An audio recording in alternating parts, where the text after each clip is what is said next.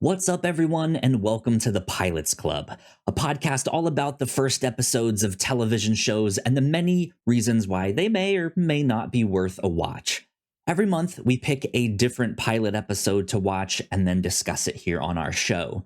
We release these episodes first and foremost to our Patreon supporters at patreon.com/the Whatnauts on our $3 tier and above. And then 2 years later, we release these episodes to a wider audience on a public feed. So if you want to catch up on 2 years worth of episodes, patreon.com/the Whatnauts is the place to do that. When we first made the Pilots Club, it was a little rough around the edges, so we wanted to polish it up a bit and repackage it, so to speak, with this new intro. And eventually you will stop hearing me doing this pre-recorded intro, and I will just start saying it as we record each episode. But until then and beyond, please enjoy the show and what it grows into. Welcome back to the Whatnauts Pilots Club, our Patreon exclusive podcast. So thank you if you are listening to this. You are one of our Patreon supporters at the $3 tier. We don't need to remind you of that. But yeah, thank you. It means a ton. So we hope you enjoy this one here. I'm Kyle. That's Melissa. That way, I always get it mixed up that way. Yeah, we are here to talk about CSI, the pilot of CSI. Melissa, I thought it would be fun for us to go back as kind of a time capsule to watch this first episode of CSI. Because nowadays they have so many spinoffs. It's another one of those shows that's just kind of always on TV. Yeah. And I never know if it's new or if it's a rerun or if it's like, I don't know. It's like up there with like Law and Order and God knows what, but like NCIS. Yeah, that too. Man, like it has like a certain place in my mind, like with those shows, like they're just always on. Like if like that's how I know something is wrong with the world, when those shows are no longer airing on television. Something is wrong. You know how if you go on It's a Small World, the ride at the Disney parks, it plays that song. Yeah. And how there's that ride is, I think, at all the Disney parks, and they're in California, in Florida, in Paris, in Shanghai, Hong Kong, Tokyo. So like across all of those different time zones, It's a Small World, after all, is playing at all times. Wild. Yeah. It feels and exactly I think like that. The crime procedural genre is also like that. If CSI isn't on, Law and Order is on, NCIS is on, Bones is on. It happens perpetually. These shows will run for ages, have spinoffs that will also run for ages, and it all just sort of mushes. You don't really know what's what. Yeah, absolutely. So yeah, CSI, Crime Scene Investigation. Melissa, how much of CSI have you watched? What's your history with this show? I don't think I've ever seen this one. My folks are Law and Order NCIS people. I don't know if they ever went really into CSI, but I remember it being a big deal. Especially because this was something that had never really been talked that much about before in TV crime procedurals. It's all about the detectives. You know, they like send away to the boys at the lab to get the fingerprints analyzed, but you never really go see the lab. This show is entirely about the lab. It's all of the nerds. That's how this pilot episode starts, is there's a crime scene and these two like trench coat detectives see Gil Grissom walking up and they're like, great, here comes the dork squad here to do dork things. They're not cool like us. So you're kind of with the misfits of the police force. It like not just individually in terms of their personality, but like the whole department they work with. They're like, we do the real work, but everyone else thinks we're kind of lame. These aren't I remember people that like want to be out on the streets with a badge and a gun, like arresting people. Like they want to find someone's toenail and like analyze it. Like that's the kind of stuff that they want to do. And it's just like, ew, like who wants to do that? But yeah, you're right. This was like here's the science stuff. Yeah, I was in a gifted program when I was in elementary school where one day a week we'd go to this wing of the local high school, and all these teachers would teach specific, like, special semester long classes that were on all sorts of different topics. Like, this wasn't like real academic curriculum learning. It's just fun, like, bonus exploration of like really specific things that you'd learn about for like 1 hour a week for one semester. And I didn't take it, but I remember that there was like a junior CSI class where you would learn about fingerprints and things like that. Interesting. That's neat. That's neat. Yeah. So I liked this pilot a lot. I think I have seen this one before, but my history with the show is that I never really got into shows like this all that much.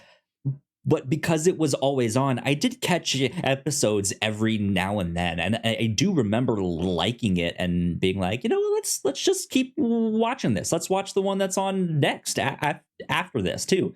And yeah, I enjoyed it. I think I had seen this one before. I just happened to catch it. Like, there was some familiar stuff of like, I think I've seen this scene. But it's still neat to go back and see what they did with like the original of just like, here's how it all started. Bam. Gail Grissom. What a good character. I never watched this show, but we had a TV Guide subscription and I'd read TV Guide every week, especially once Lost started, and I was super into Lost and I'd comb TV Guide for any mentions of the show. Sure. Yeah. So I knew the name Gil Grissom. And then once the rest of the credits rolled, I'm like, oh, I know all these faces. I like the name like Warwick Brown means something to me in the back of my head. I just never had like a show to tie them to. But I have seen these faces on the cover of TV Guide before. That I remember. TV actors that are just in all sorts of stuff. Yeah. Yeah. Yeah. So I liked this pilot a lot. I thought it was incredibly confident and competent. Yes. There were some things that I thought maybe didn't work so well, but for the most part, I was kind of shocked at just like how well this show already knew what it was from the get-go. Like this felt like a show that had been running 2 or 3 seasons. But no, this is episode 1. It's not like they were like discovering a new thing. Like, hey, crime of the week. What do you guys think about that? Huh? Like, it's not that. They didn't have to prove that is a concept that works. Yeah, they already knew that works, so they can go into it with like, hey, we'll do the crime of the week thing. For us, it's about the characters. Like, you need to care about the characters for you to then care about this show. And I think it's also incredibly effective effective in doing that. Because I think by the end of this 45 minutes, there's something that happens that's a cliffhanger, and you're just like, I need to see the next one. Like, I need to watch it. What's going to happen? So, yeah. It's good. Structurally, this is so unique in that it's a series of vignettes almost of just the CSI crew just doing different cases over the course of a night, maybe 2 nights. Like, it's sort of a compressed time frame, and you've got the main case, you've got the toenail case, the suicide case, and then there's stuff on the side, like Grissom just doing that experiment on like hitting a silicone bust with a golf club. So you've got that one case he mentions. There's that room full of bodies. There's just all these. So there's so much stuff happening, and there's only a couple things that have like a beginning, middle, and end. Other things are like you're just seeing a beginning or you're just seeing a middle, and maybe you're never going to get an end to what that is. Most procedurals like this have got A plot, B plot, and maybe there's like an ongoing, like this whole 12 episode arc has got one serial killer who we're tracking, and we learn a little bit about every episode, and then the mid season finale concepts that you learn about in one case ends up helping down the road. But this is like, we've got A plot, B plot, C D E F G, like it's a big chunk of the alphabet, and I've never seen another show that exactly does that, especially in the pilot. This is truly like, here's a sampler platter of everything you're going to get with CSI. Yeah. They have all sorts of cases, but like that is something that I like is that it's like, these aren't all the cases that they have. We're showing you like one or two in particular, but they're working on other things throughout the day that they might make mention of, or you might like walk in on them working on, but then another character asks about the one that this show is. So they have to like put that away to focus on this. And like there's a confidence with that, because I think any other show that this might have been like, well, this just feels very bloated. There's a lot going on. I was kind of lost. I don't know. But it's not trying to convince you of like the structure of the show per se, but it's like, let's get you involved in these characters. Like there's two characters here that have this little like personal rivalry between them to like see who can solve the most cases and stuff like that, which is neat. There's just how charming Gil is. Yes. There's one scene, because they also do get the new person, right, to join the team. She's not used to the smell and the sight of dead bodies as much as she might hope. And she goes in that one room and there's like 6 or 7 dead bodies all right there. And she has this fascinating, the thing that she says is like, I was trapped in there and I could feel them breathing. Yeah. Which is kind of, and they do like some like small like tip of the hat to like, it's a horror movie, and she's like screaming at the window like, but then immediately he goes there, he helps her, he hugs her to be like, hey, it's okay. He's not, but then not in like a too long hug romantic, there's gonna be anything here, but just, hey, like, we got you, everything is okay. But without him even saying that, he then and like he hears her side and just without pause looks back at the dead bodies and goes, you assholes. Like, I love that. That's so funny.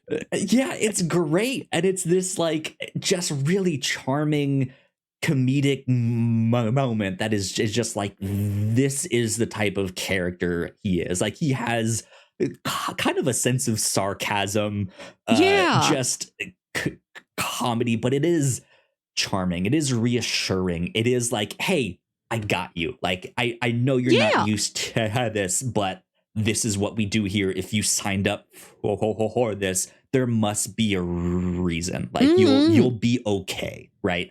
Good stuff.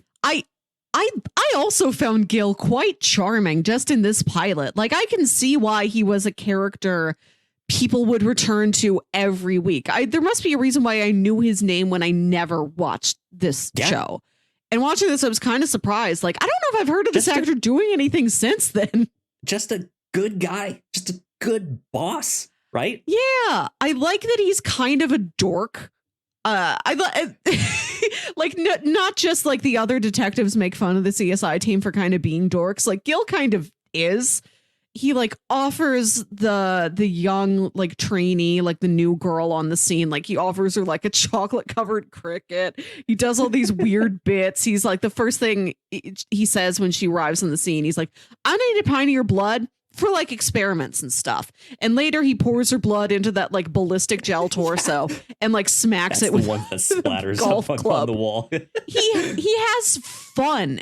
And you can tell that there is such an energy about, we're kind of a weird department. We're not as glamorous. We are nerdier than anybody else here on the police force. If you come to our department, you're immediately one of us. We take you in with open arms. Welcome to our weird little family down here. Oh, I do like that.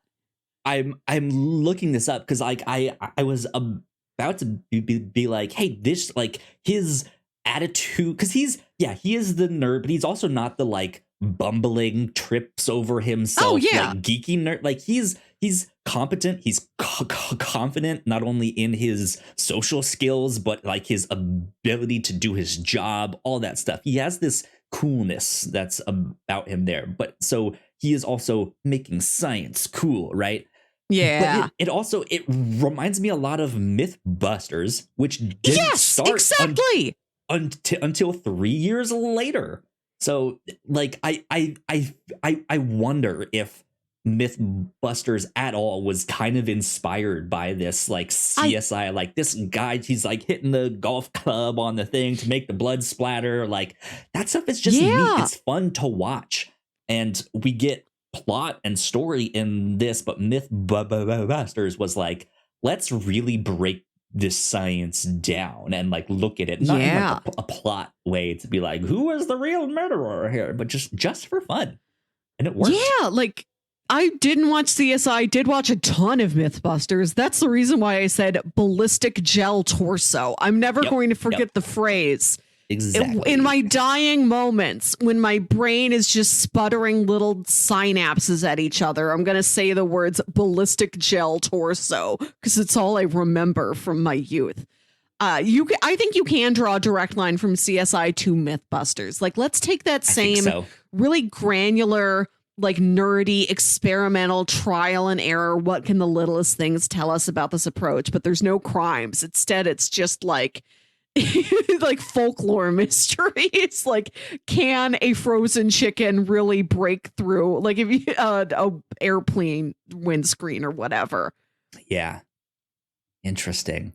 Yeah, I mean, I like all of that stuff. I like the rivalry between I don't remember their names off the top of my head, but those two characters. Yeah, Warwick and the other guy.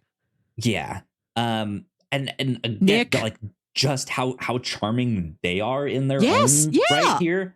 I like these people because you have that one case that Nick is working on, or whatever his name is, where it's a trick roll is what they're calling it, where one of the sex workers in Vegas will like use some kind of drug or something on a mark so that they can steal the person's money or something like that.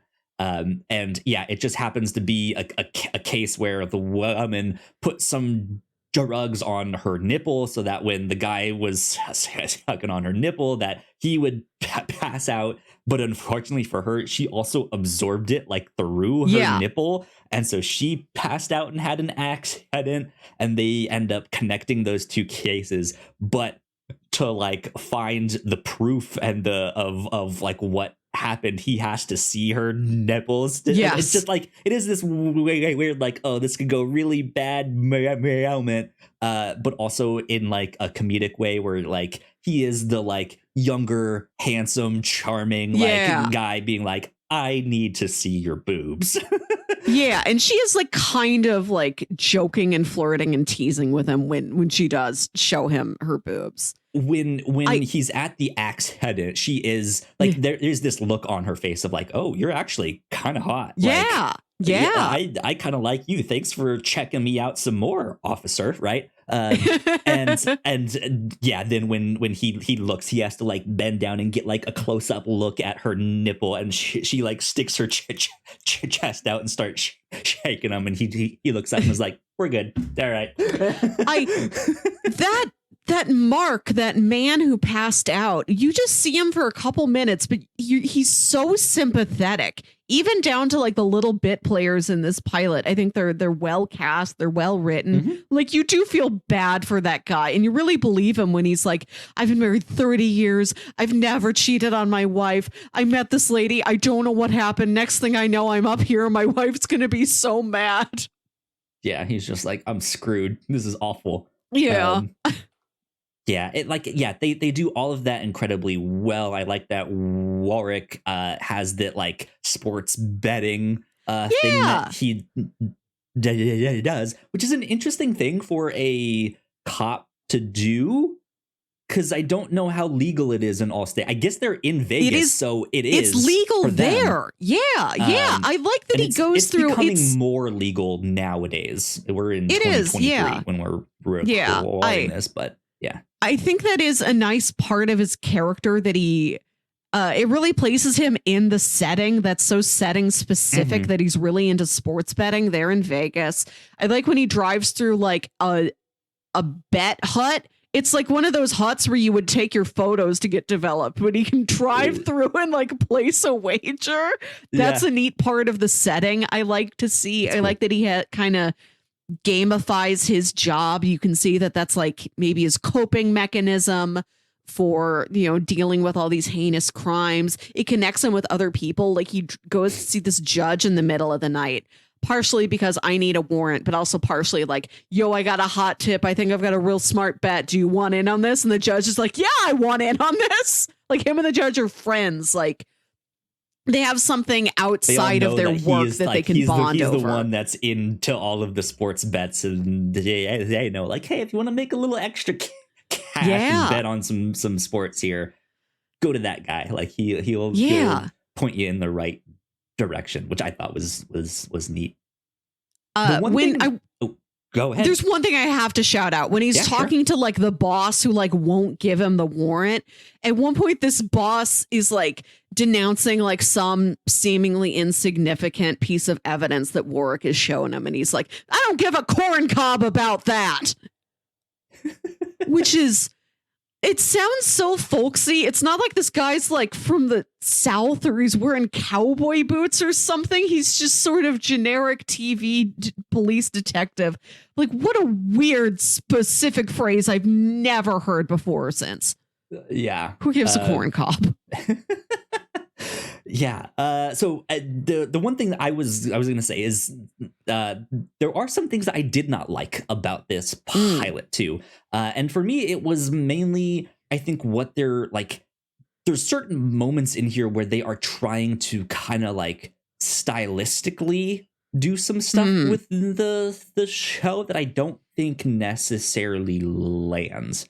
I think the first bit of it we get is like right at the start where they do this very dramatic, like guy loading the gun. The hallway is real dark and barely lit, so you only see his silhouette as his suicide note is playing, all that stuff. And then you see the same thing when Gale gets to the house. He goes up in that hallway. He nails down in that bathroom, and it's barely lit in there. He has his little case on the toilet. He's crouched down, but he's like silhouetted in this like almost crime noir style, but mixed with the like so vivid.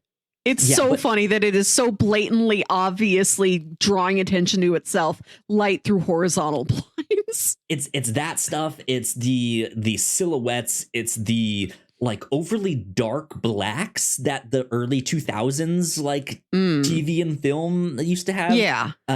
Just like this.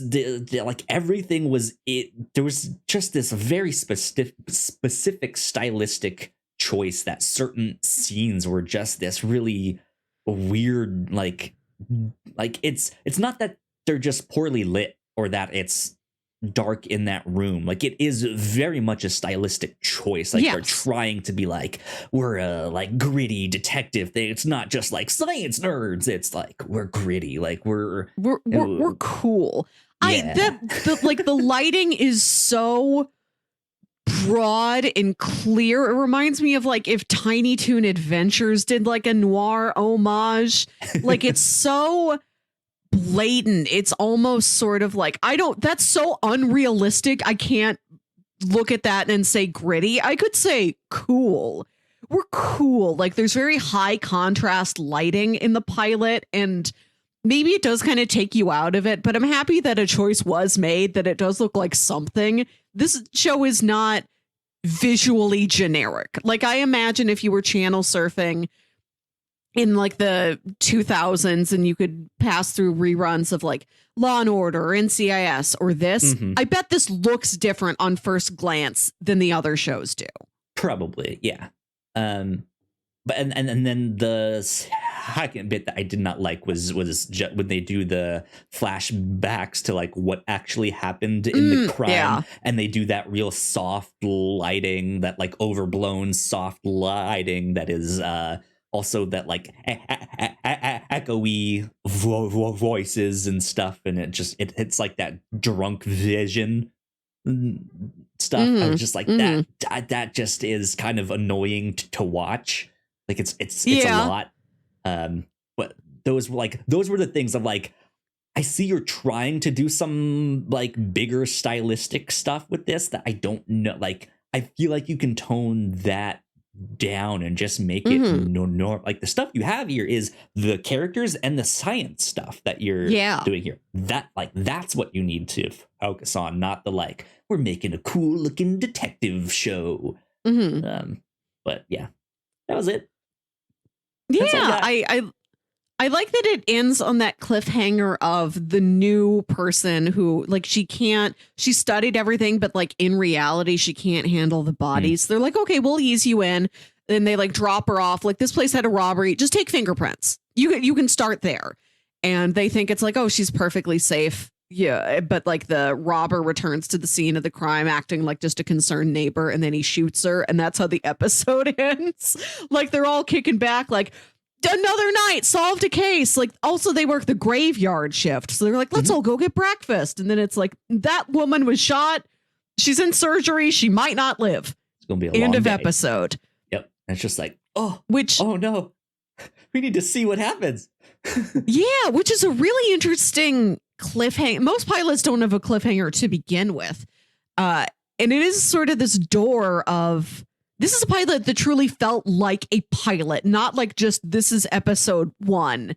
And then we immediately went on and did like episode 2, 3, 4, etc. Like, it feels like such a smorgasbord of all these different tones and like things the show can do. You're seeing all these little bits of storylines, all these threads that like the network could see. Ah, yes, I know what tapestry this could turn into. And have it end there where it's like, maybe we hire this actress, maybe we go a different way. Like, we don't know. We're sort of testing things. And I looked at the episode descriptions for the following episodes just because I was curious, like, what the rest of the season looked like. It seems like maybe they're not as vignette-y as this is. Like, maybe it is a more traditional A plot, B plot.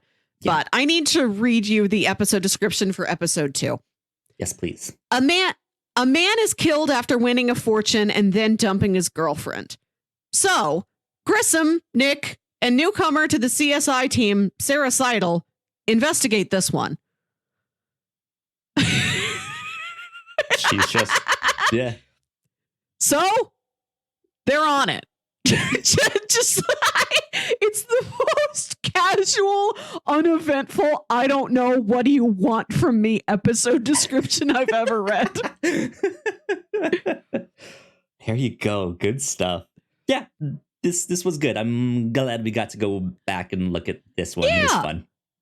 I enjoyed my time. I could see myself like throwing this on again in the future, or like see, like if I'm channel surfing at my parents' house, like I would maybe land on a CSI instead of like House Hunters or something.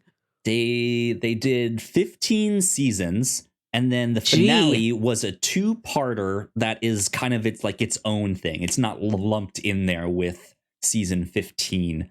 But Gil was only in there for a little more than half of it. He was like, he stopped being one of the main characters in season 9 and like was a guest star in most of season 9, and then like 10 through 11 is like not in there, and then he like shows up every once in a while, like so that's also an interesting thing there. But then there's tons of spin-offs too, so when you go to the series page on Hulu, the photo is of Ted Danson, who I guess inherits his role later.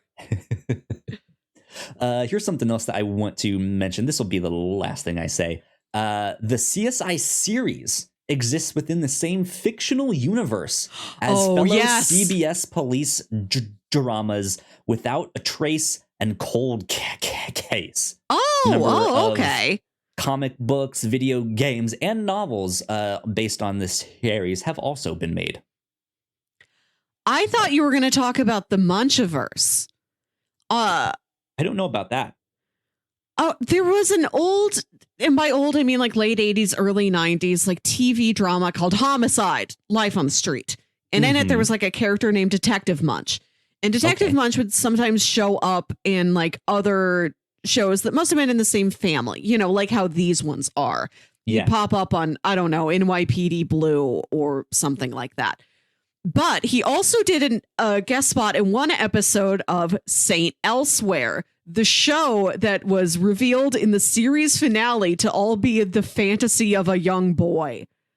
So that means every show that crossed over with the boy's name is Tommy Westfall, the boy who was looking at a snow globe with a hospital in it and imagining the medical drama Saint Elsewhere. Every show that crossed over with Saint Elsewhere is like part of this fantasy, and there's things like recurring props. Like in X-Files, the cigarette smoking man smokes this brand of cigarettes called Morley's. And that's just a standard prop that would show up in all those shows, but of course doesn't exist in our world. So anything that has like, okay, Morley cigarettes appeared once in Homicide Life in the Street, which is tied to St. Elsewhere. So like X-Files, because it has those same cigarettes, like the boy also imagined X-Files. Look up like the Tommy Westfall universe at some point. It's wild. There you go. Good stuff. Well, Melissa, it is your turn to decide what we're going to watch next. So what will we be covering for next month? So next week on the review show, we're watching the film Michael Clayton. And when I pitched it to you, I said, it's always sort of fascinated me whenever a movie is like named after a person, because it's like, what does that person do that's so special that the name of the movie is their name and not like any other summary or phrasing of events? Sure. So I thought I'm going to go for a show that's just a person's name. Okay. So we are going to watch the pilot of the 2001 ABC sitcom Bob Patterson. Okay. Never heard of this. This was something I remembered. And then when I looked it up, I was shocked to find out Bob Patterson was an American sitcom starring and created by Jason Alexander. It premiered on ABC on October 2nd, 2001, and the final episode aired October 31st that same year.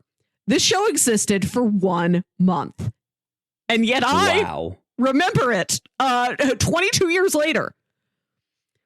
Yeah, I have never heard of this. So the premise. The show follows Bob Patterson, America's number 3 self-help guru. While he is successful at his job with 2 books, I Know More Than You and I Still Know More Than You, under his belt, he struggles to balance his career and personal life.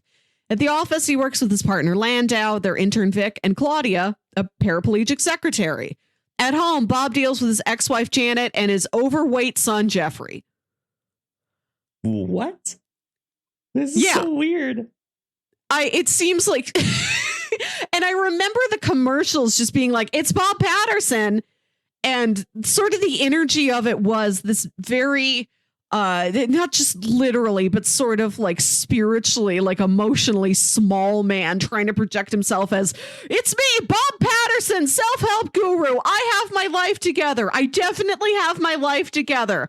Let me help you. Listen to me. And just sort of the energy, and like the logo is like the O in his name has like sunbeams coming out of it. I've always remembered just sort of the weird energy of those commercials. So I thought, let's look up Bob Patterson. And I was shocked to find out this show aired for 1 month. They made 10 episodes, only ever aired 5. The other episodes are lost. What I am reading to you is off of the Lost Media Wiki. We have the first 5 episodes of Bob Patterson, and we have some of episode 9. The other 4.5 episodes gone, lost to time. Interesting.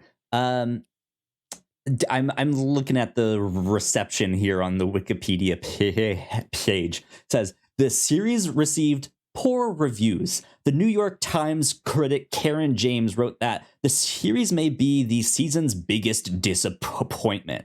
Robert Klein yells while Mr. Alexander screeches. In 1.5-star review for USA Today, Robert Bianco called Chandra Wilson the only person in the show you can imagine wanting to see again. The Los Angeles Times reviewer Howard Rosenberg wrote, the only character here that's amusingly written is Bob's new assistant. Excuse me. Is Bob's new assistant, Claudia. So, yeah, I'm interested to see what this is. And they do the thing where, like, there's, like, a recurring theme in the naming convention of the episodes, which is neat. Honest Bob, Naked Bob, Awards Bob, Bathroom Bob, Family Bob, Paranoid Bob, Clown Bob. And then number 9 has 2 titles, Matchmaker Bob and Mentor Bob.